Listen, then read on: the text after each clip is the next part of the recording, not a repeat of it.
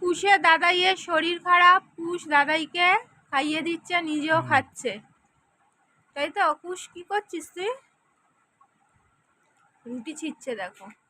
ও বাবা, দাদাইকে খাইয়ে দিচ্ছে কুশ।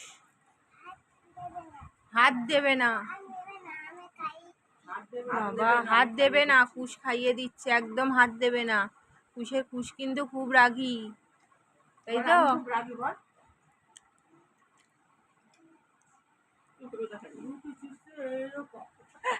যাই হোক, খাইয়ে দিচ্ছে তো।